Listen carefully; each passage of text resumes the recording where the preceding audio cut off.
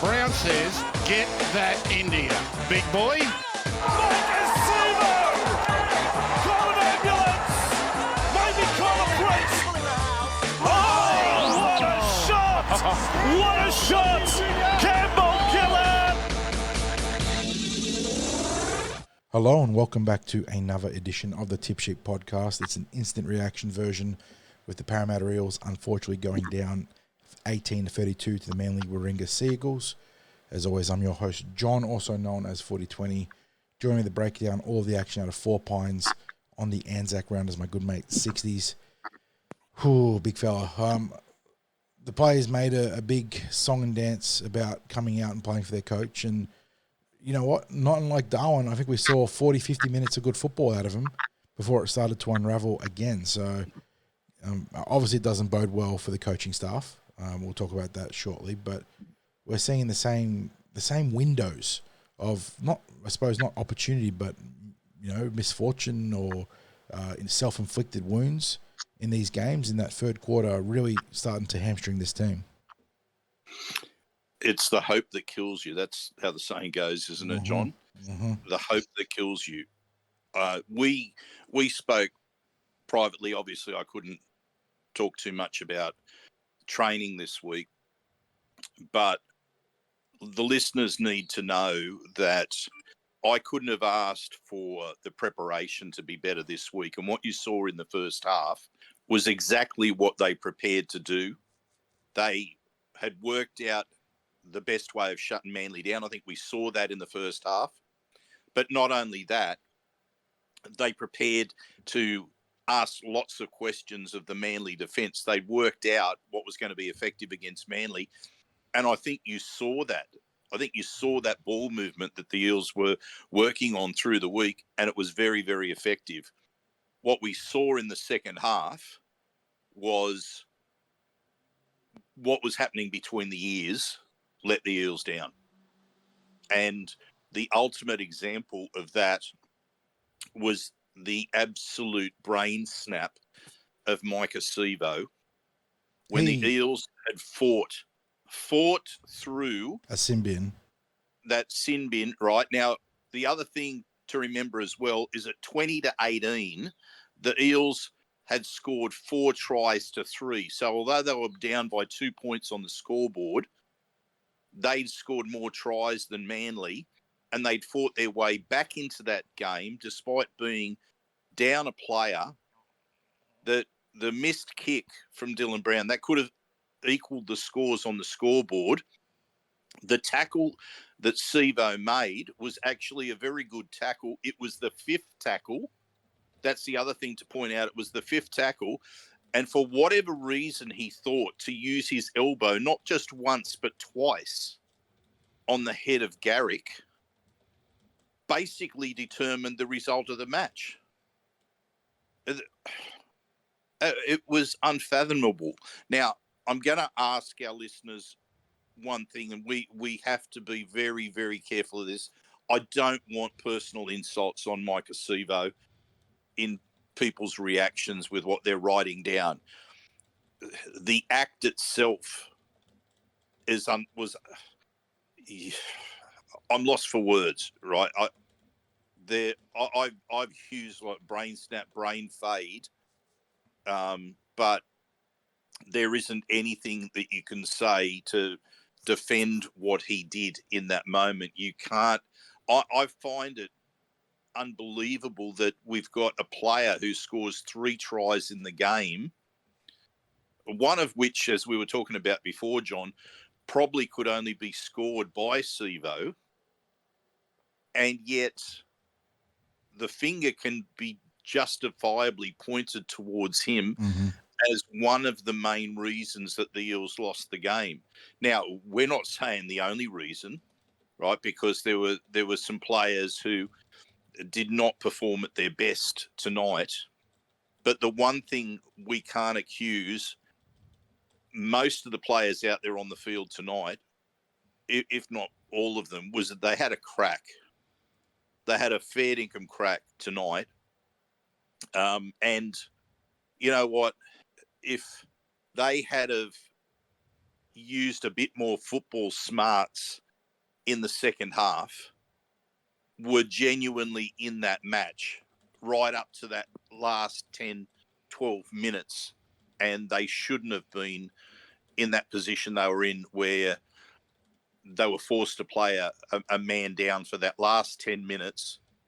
And basically, that's where all those tries ended up. Well, the couple of tries ended up being scored, ended up opening up, was over there where we should have had a winger and we had nobody. So, mate, we're already starting to get into our issues with this game. We should thank our sponsor, Star Partners Real Estate, Auburn, Narellan and Parramatta. And we thank them for sticking with us in what is a difficult time as Parramatta supporters. But, I mean, that's basically who Greg and the team are. They are as loyal as you can get. And not just loyal towards us, but loyal towards Parramatta Eels. Mm-hmm. And, so we're going to push on with this instant reaction podcast. Very disappointing to lose under those circumstances. I'd have much rather... Look, I could have taken the loss, John, if we had been beaten by Manly lifting in that last 10 minutes and being just too good for us. And look, in essence, they were, because we were the ones that had a player that got himself sent to the sin bin under the circumstances that he did.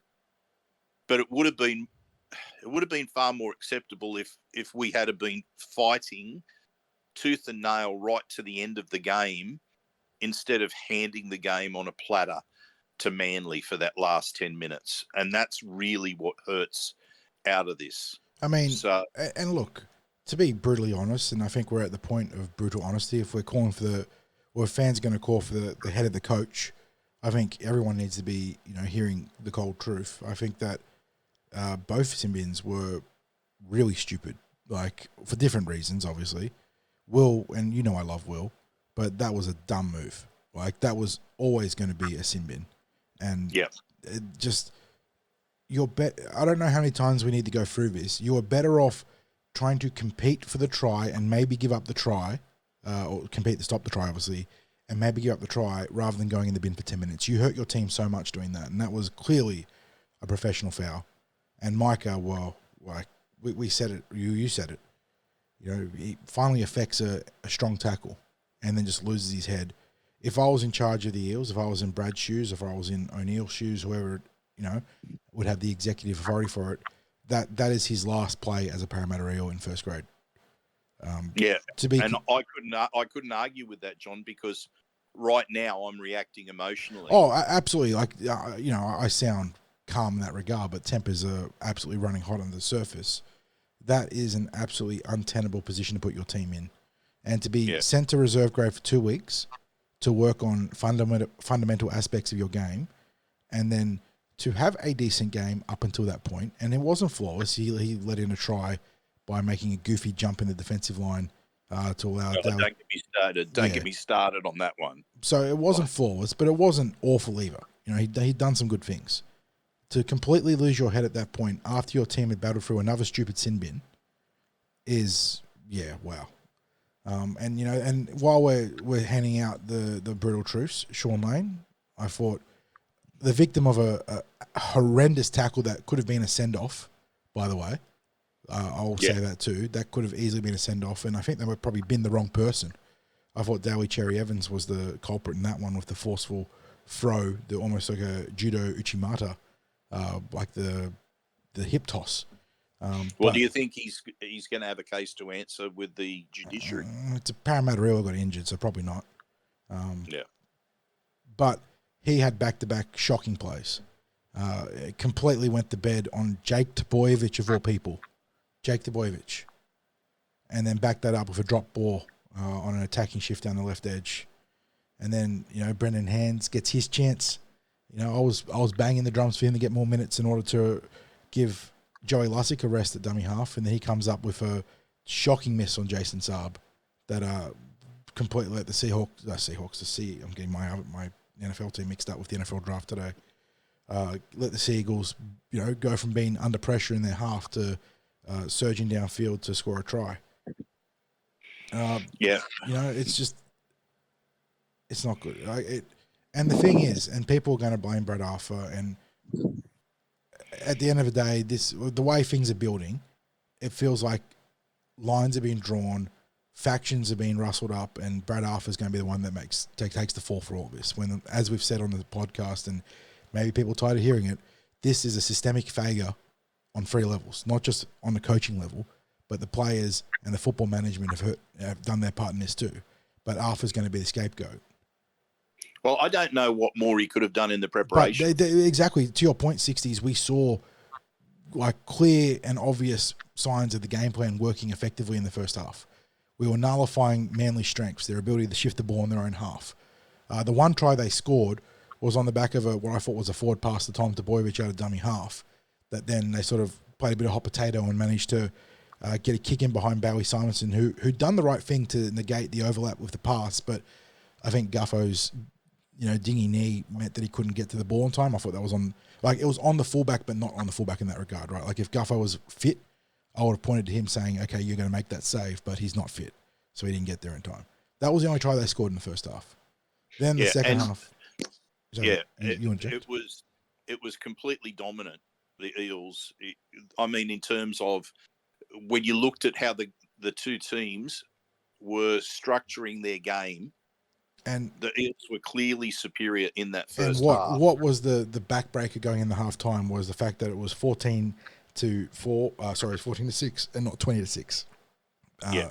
Guffo kept spraying the ball with that curve to the right, couldn't make the adjustment, and the Eels end up going down 8 points in the EFA in this game.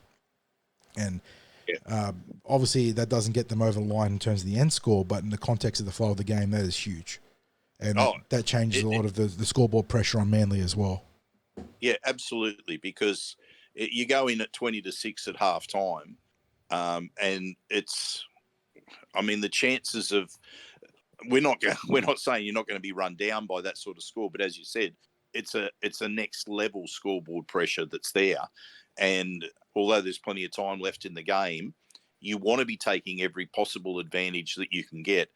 And we didn't. And this is, look, I guess the question has to be asked, was there ever a point where they considered using Ethan Sanders to take the kicks? Obviously not, because they sent it to Dylan Brown next. Yes, that's right. To be fair, Dylan struck that ball pretty sweet, but he was coming in completely cold. So I don't, again, if Guffo's knee is that bad, he shouldn't be kicking in the first place if he's handing off the goal kicking duties. To throw it's not even a tertiary kicker, like a quaternary kicker or a quintenary kicker on your depth chart into that situation ice cold, you're not expecting him to make that kick ever. And it was an important kick in the context of the game, obviously, to make it 20-all. But I wasn't upset with deal with that one. He struck that pretty well. Yeah, like the failures we're seeing, I don't know what it is. Is it a lack of fitness? Is it a lack of mental strength, concentration? The second half has been their Achilles heel pretty much all season, except for ironically, the game against Manly prior to this, where they played a fantastic second half. Well, I would have also said that we played a fantastic second half against the Cowboys, John. True. So in 2 of our obviously best wins of the season, big second halves, but I don't know, 60s. It becomes so difficult to explain as a fan because the game plan is there. The game plan is having huge success. And then in the second half, our completion rates start to dip. Our ability to make tackles starts to dip. And then suddenly, I look at these team stats, and we didn't go through the stats because why bother in a game like this? Manly ended up with 52% of the ball, and they were only plus 1 minute in time of possession. But in that second half, they must have had 60% plus of the ball. They had all the ball. And the Parramatta Eels end up with a 72% completion rate. But I'd say almost all their errors were in the second half. Yeah, it basically, there was a huge chunk that was there, and you also had errors that resulted in penalties. Yep. To an 8-1 penalty count in the second half. So you have to say that you look at that second half, and at a time where we needed to be working and maintaining discipline, that went out the window. Now that's entirely what's between the ears there. And I suppose Now, that's, you can argue where the real value of a Mitchell Moses lies in, because when the horses start to get off the track for the cart, he's the one holding the reins and pulling them back into shape. And that's the value of having a cerebral halfback, a guy that can quite colourfully, tell guys to get into position and to pull their heads up and to stop bludging. Because if you listen to Mitchell Moses play a game, he doesn't hold back. The profanity is real, but it's to get his guys to, pick their heads up and get back into position. And perhaps that's really, I know you talk about the goal kicking, that was huge today. You talk about the field position kicking, that's obviously a big factor. But again, Dylan Brown's been pretty tidy with the long kicking. Like after the first game or two, he's actually done a fairly good job. Not, elite, but good. But where the heads start to dip, is it Mitchell Moses that has been the guy to keep us in these contests? Yeah. I don't know. And look, the thing is, the problem wasn't in the halves tonight. Like Ethan Sanders did a very ironically, job. no, I don't know, ironically not the right word, but surprisingly, pleasantly, that was the best football he's played this year, and was the first time he'd reminded me of the Ethan Sanders I'd seen in the pathways. Really, he played with real positive intent with the ball in hand. I loved his integration into those attacking shifts down the left. Obviously, Haumole Olakau'atu got to him in the second half. That was a bit of a welcome to the NRL period of play there, where the big back row was able to, shunt the half off. But that's part and parcel of being a rookie, especially when you're up against a elite back row like that. I thought that Ethan played very well. Yeah. If you are talking about a debut that a young player can be proud of, I think he can be proud of that. He wasn't on the winning team, but I think he can be proud of that debut. Dylan Brown, I tell you what I get sick of, John. I get sick of Dylan Brown making breaks or half breaks or standing in the tackle. Yeah. He's looking to offload. He's looking for someone running off him. And there is not a single player there. Not one, John. Yeah. He would be the Dally M front runner by the length of whatever horse track straight you want to call it, if people just ran off him. I swear. There is no half, not Cameron Munster, not anyone in this competition that breaks more tackles and creates more opportunities to bust the line than Dillbags. And yet, I don't know. Obviously, he's being swapped to a different edge. But the problem is it's agnostic of any edge right now. It's just a team problem. No one, even though the tape is there and it's clear as the rising sun, no one runs off him, and it boggles my mind. Oh, it boggles my mind, mate. And there's plenty of times too where he's pushing through either even in the middle or right on the edge, rather than on a specific side. He's at a point where you're expecting that there's going to be players pushing up, and it's just not happening now. I don't know. I don't know whether that gets better with Moses out there, because he's likely to be playing at a, unless they've actually linked on the same side. I mean, it's unlikely he's going to be pushing up in support. But my goodness, mate, it's the number of lost opportunities that were there. I mean, that break that he made in the first half, and we eventually scored a try, but he's out in the clear. There is not one person that provides an option for the pass. Not one person. And it absolutely, as I said, it boggles the mind that it happens and has been happening all year. Now, we have to rip the Band-Aid off as well, because there are players that I think Brad was alluding to that were lucky to still be in first grade. And unfortunately, I think one of those players is Sean Lane. Oh, yeah. He last year, those injuries, I think it's done some major damage to Sean Lane, because I'm talking about his football, because he is a shadow of the player who was integral to Parramatta's charge to the grand final in 2022. I mean, absolutely shadow of that player. And he has got some errors in his game. Oh, look, we had seen that, a few years back. He used to have a lot of errors in his game, and then he just made a few adjustments to the timing of his runs and just really got his mental focus happening. But right now, mate, he's and it's not just those errors, say, with the ball. Where was he with that Jake Trbojevic break through the middle, running off Nathan Brown? Yeah. Initially, the coverage had it looking like Ethan Sanders hadn't done his assignment, but then on the replay, you could see Sean Lane sort of just almost hiding between the tackle and Sanders there, and just a huge lapse in concentration. And, if you're giving up to a dynamic ball-running threat like Olakau'atu or, Koloa Matangi from South Sydney, someone that, can smash for a tackle, okay. But you just got brushed past by Jake Trbojevic. Yeah,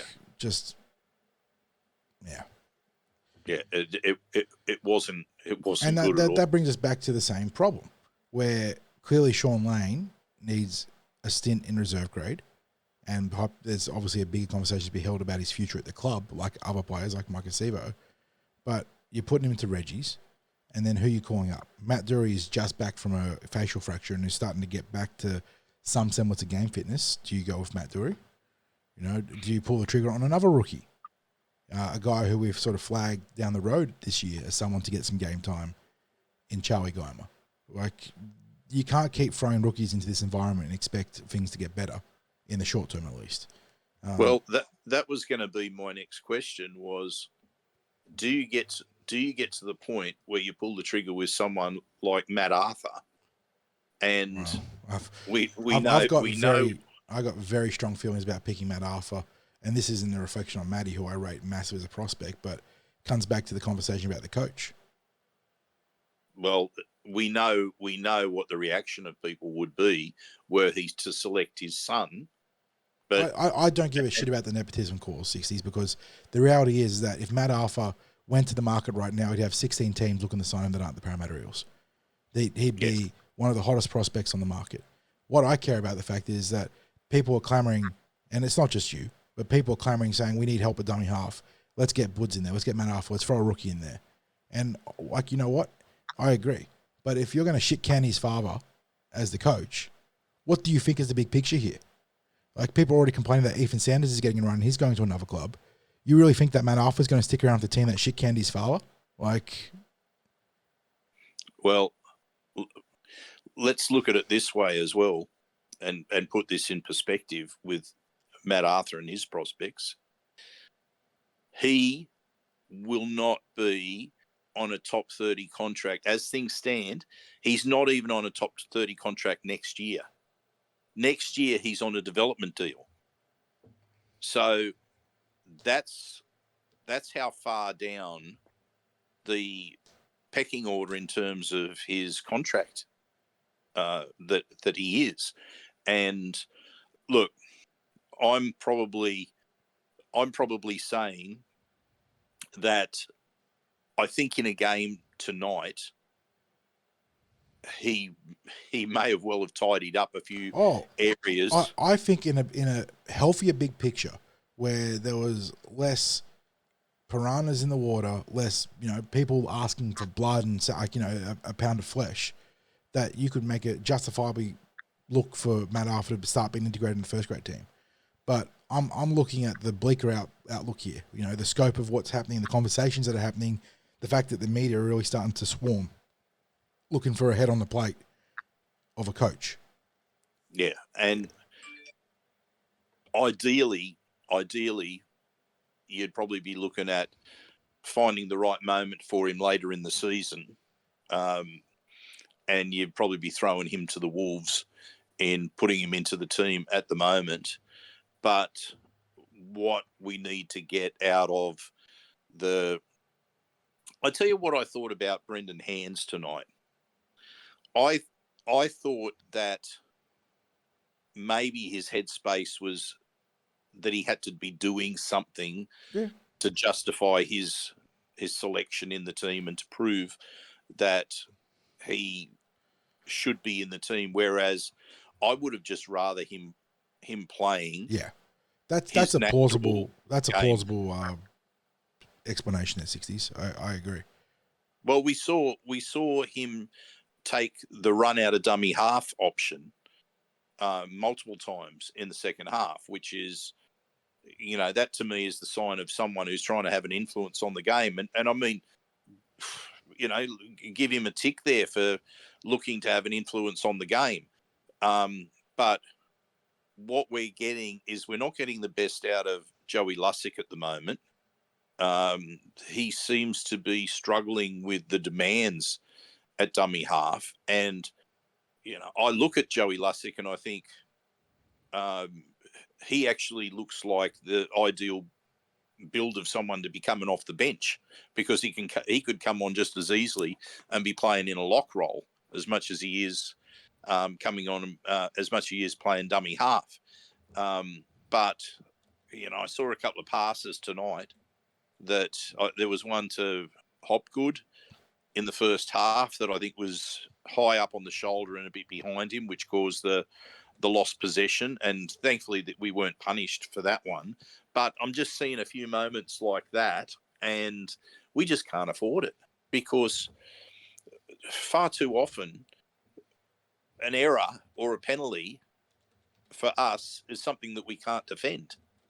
We did so well in that first half tonight, and I think I almost felt like we were maxed out in that first half. I don't mean like in terms of a fitness level or anything like that.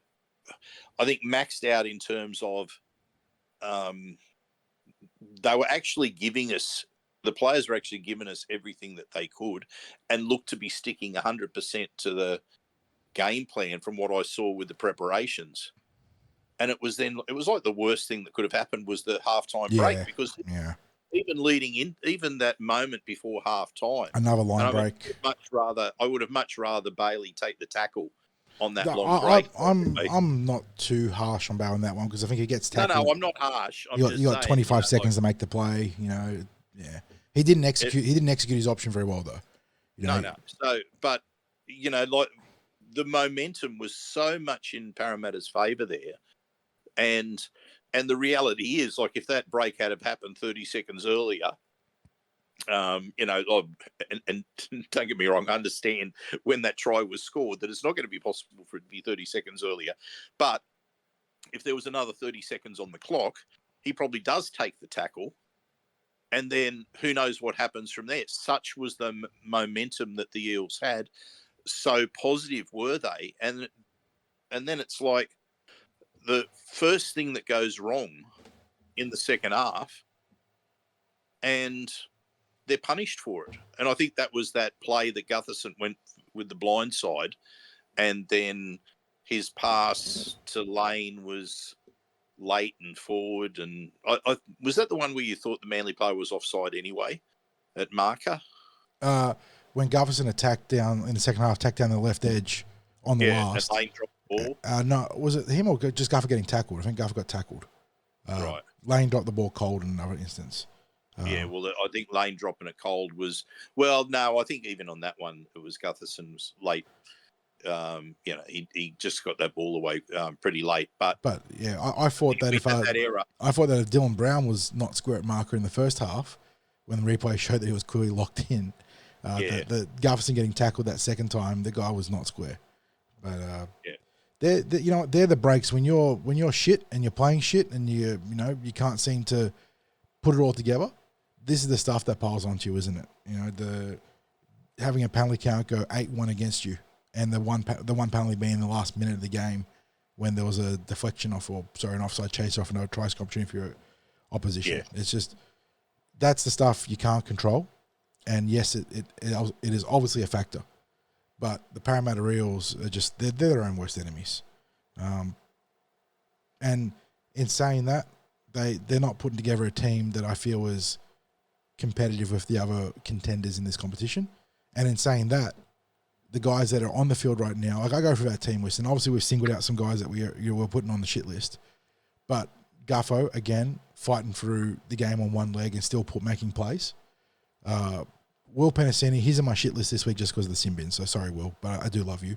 But Morgan Harper played his guts out. Bailey Simonson, again, a guy that's on 1.5 legs, played his guts out.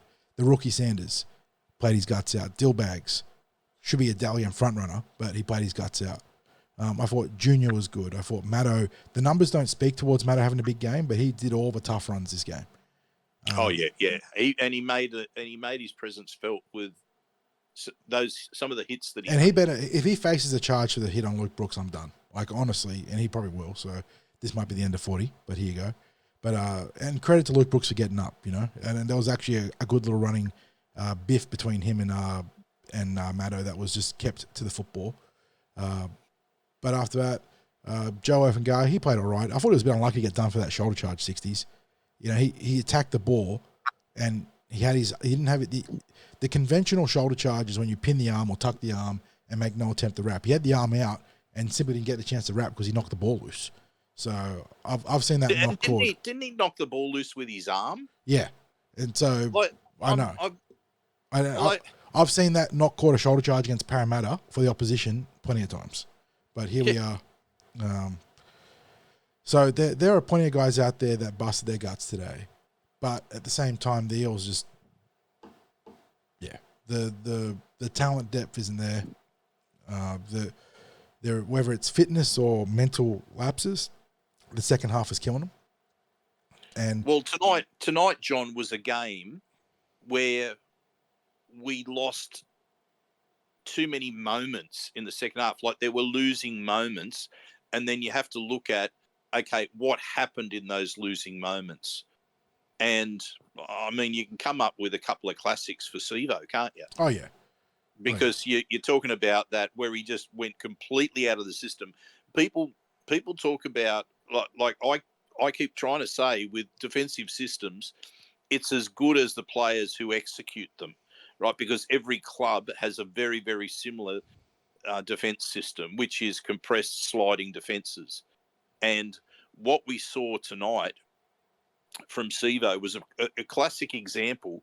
I mean, if anyone can explain how his move into the middle of the Manly defence line and jumping up in the air in a wild attempt to catch a pass that hadn't been thrown was going to benefit the team in any way, I welcome you sending me an explanation of that. Because there's a lot of things you can do when you've got 2 feet on the ground, 60s.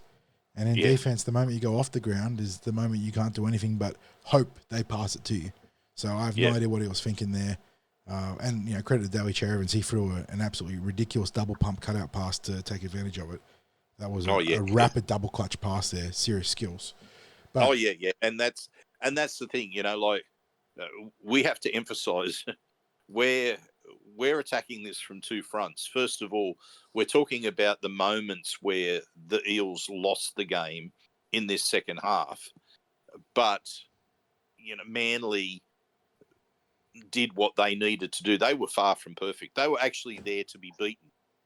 Yep. And I would actually suggest to you, John, that if this was a game where Mitch Moses was playing, that we do beat Manly, because I'd suggest that, and this isn't a reflection on Ethan Sanders because he had a very, very good game. It's more about Mitch's ability to keep the team with the blinkers straight on, right? Like their head in the right position, looking forwards. Whereas a young half like Ethan, and we said so in the previous podcast, it wasn't about a lack of ability for Ethan. It's going to be how much can he take control of seriously more experienced and senior teammates ahead of him. And that's it's a tough job, 60s, to tell a guy that's got 200 games on you that, he needs to get into effing position and, pull his head out of his ass and start making tackles. That's a serious responsibility to put on a 19-year-old's shoulders. And beyond that, I thought and obviously the miss on Olakau'atu, but I don't judge him for that. That is, Olakau'atu is going to make plenty of great players get sat in their asses, let alone miss a tackle. And it just so happened that he did it to Ethan. Outside of that, I thought Ethan was tremendous. Wasn't asked to kick too much, but kicked tightly when he did. Had fantastic involvement with the passes and ran the ball strongly too. So, But like you said, 60s, that's where you wonder about Mitch Moses and the value that having a senior head at halfback and one of the elite guys in the game in that regard can bring to the helm. Just that stability and the ability to like a sailor, tell a guy to get into the right position to row the boat. So, yeah. And see, what we saw last week was a complete capitulation. We saw a large number of the Parramatta players who just didn't front up and did not compete, as BA said, as NRL footballers should compete.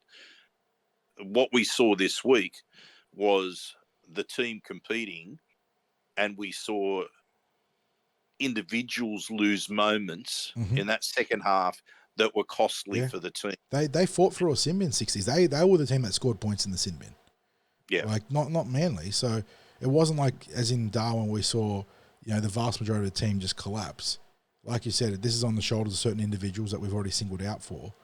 And unfortunately that's not going to stop the agitation among, a frenetic fan base and especially the media, because they, like I said before, they smell blood in the water.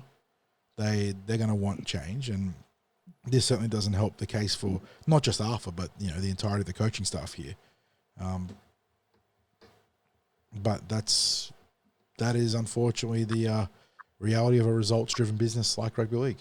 So still plenty of time to go there, but like I said, it feels like lines are being drawn, and people are getting everything in order to if someone's got to go down, then the coach is the easy option. You know what? I actually don't think they'll do it. I don't think they'll sack him early. He's got this year and next year on his contract. I don't think the Eels would part ways with him in that time. I think the only way that there is any parting of the ways is if Brad Arthur decides to do that. And I guess that comes down to whether he feels that he isn't getting the support that he needs to be successful. So I'm not actually concerned about, or I'm not thinking along the lines of, Parramatta's going to pay attention to media pressure or fan pressure. I don't think they do. I mean, if they paid attention to fan pressure, we wouldn't be sitting with a short roster, would we? True. There's been plenty of people that have been going crook about that. The Eels, if there's one thing that they do, it is that they stick the course. And do I think that the club and BA will part ways at the end of his contract? I think the likelihood is that they do. And I think that when it happens, I don't think it's going to be under threat of sacking or anything like that. I think primarily BA will make that decision. So fans can get up in a frenzy as much as they want, because I don't think, to me, they're wasting their oxygen with that.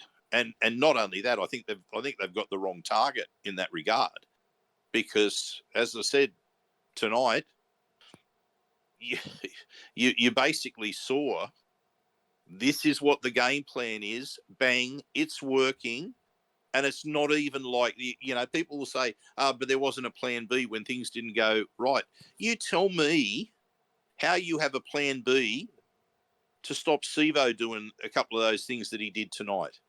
You tell me how you have a plan B. Yeah, when someone just goes rogue. Yeah. Like, people saw tonight that when they stayed in their systems, when everyone executed like they were supposed to, Manly weren't getting around the Eels. What was the line breaks at halftime? 6-0 to the Eels? Something like that, yeah. So, and we saw that there was an element of a freak play about Manly's only try.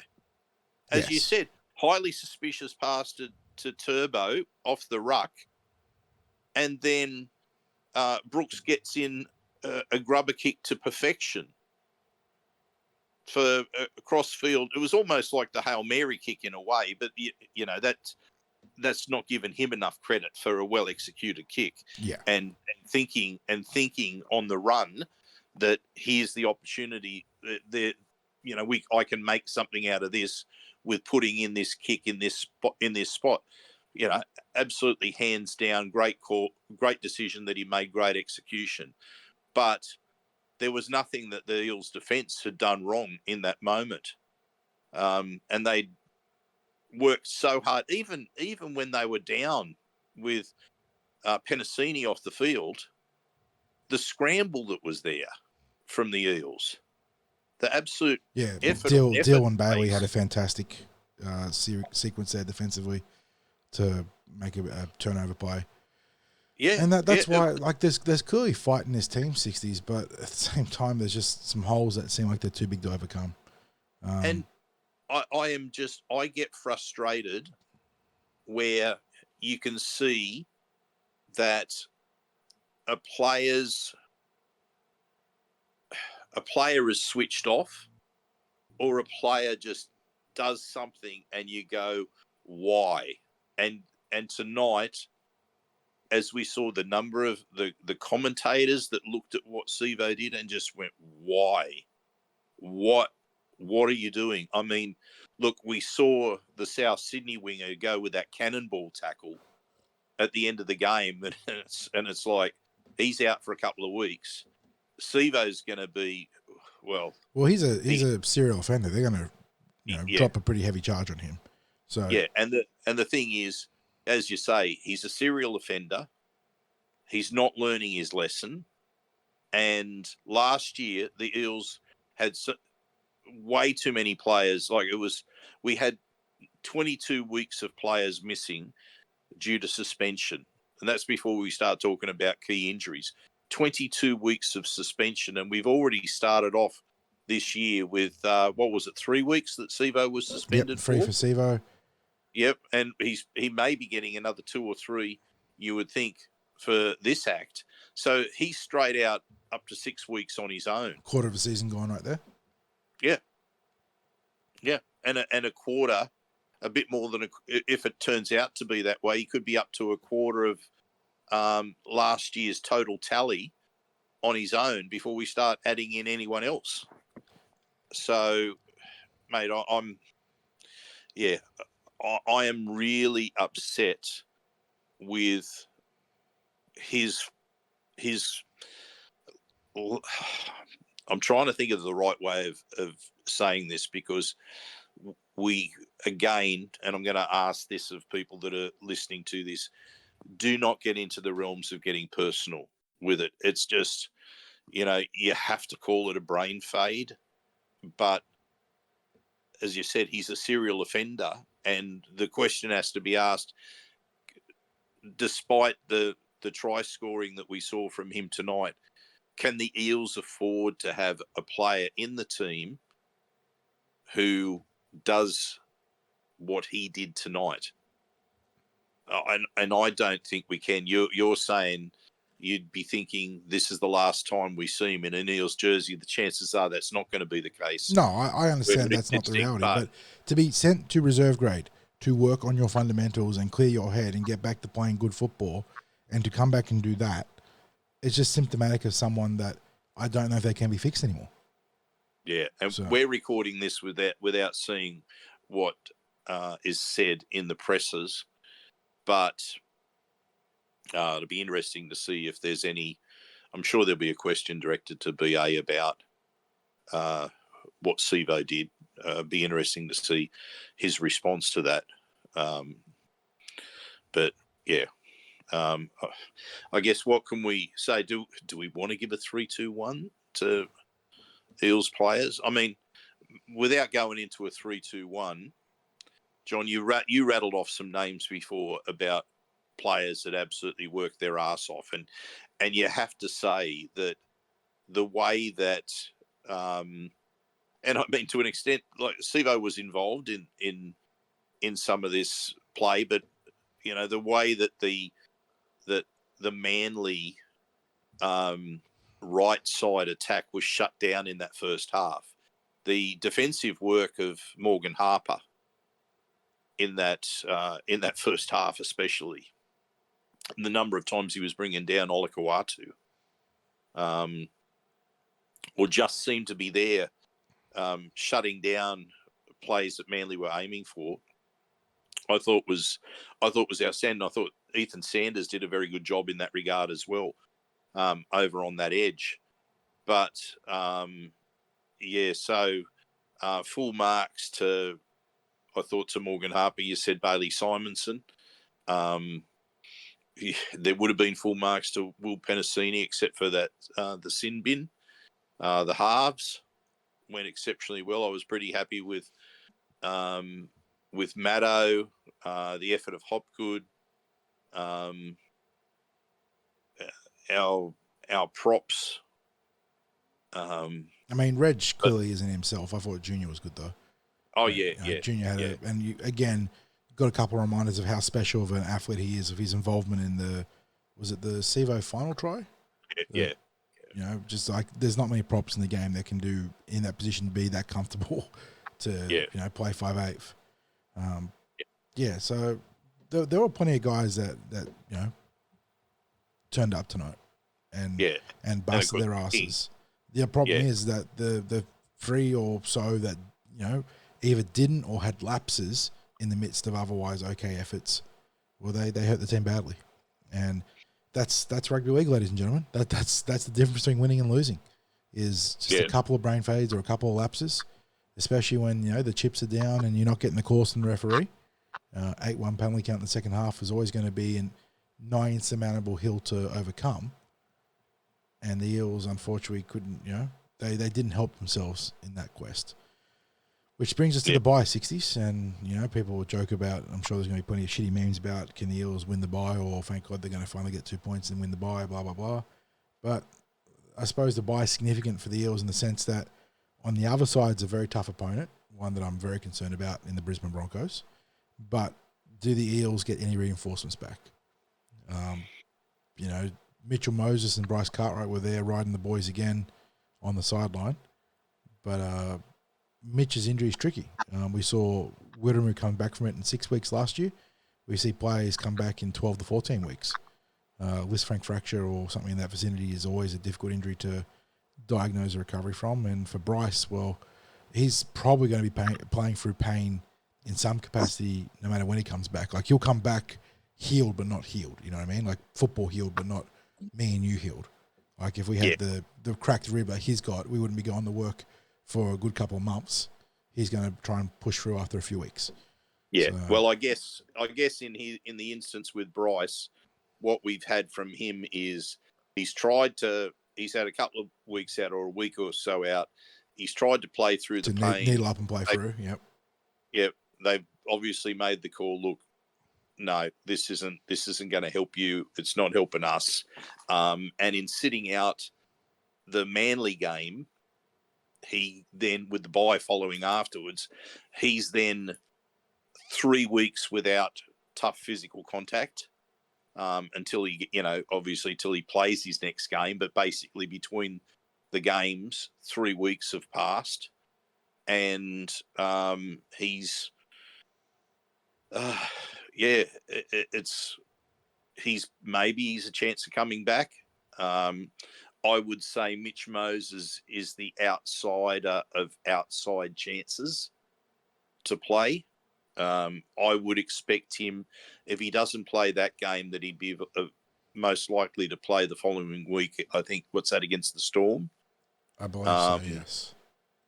But, you know, once we're talking about those games, and the likelihood is that the Eels are going to be rank outsiders in those games. And which one's the game that's the Magic Round game? The one that put 60 on us the first Magic Round. The Storm. Melbourne Storm, yeah. So, look, it's not going to be pretty, is it, really? So, look, I just don't know what to expect, because, I mean, I said at the start of this podcast, it's the hope that kills you. Well, I went into the game tonight hoping for. Well, I expected an improved effort. I was hoping that the scoreboard would show an improved effort. And then after the first half, there was a genuine hope we were going to win the game. And, to be like, it almost felt like the heart was ripped out in that second half. And you look at it and you go, what went wrong was actually something that in some way is fixable, but in other ways isn't. And when I say in some way is fixable, you can drop the players to reserve grade, and then the part that isn't fixable is who comes in. Yeah. So therein lies the problem. So I don't know. Maybe it is the likelihood of, if BA decides Sean Lane needs a rest, and we're not talking about having a bye rest, but actually going back to New South Wales Cup to get some playing confidence back, because I don't think what he's producing is the play of a confident player. So if he goes back and he gets a bit of game time in New South Wales Cup, do you bring in Matt Dury? Do you bring in Charlie Geimer and debut another young player? And I think there's calls that have to be made there. Sivo's probably going to be suspended. So do you bring Sean Russell straight back in? Who else are you playing? I know you've beaten the drums a little bit for Jake Tungor. So I suppose there could be a conversation there. But I actually think Tungor's. I think he's a centre. He's big, and the reason I think that, look, I think he could do a job on the wing, but he's a build. Well, I don't think his height would be very different to Brian Tupper. So he's a short player. He's probably not quite as big, as in powerful as Tupper, but he'd be a winger of that sort of physical presence, I guess. So, look, I think the likelihood would be that if Sean had a half-decent game in New South Wales Cup this week, that Brad would probably bring him back in, because outside of that, I mean, Brad's decision will be made for him by virtue of the fact that Sivo will be suspended anyway. I think it's just it's lay down misère at this point, but not for a winning hand. It's I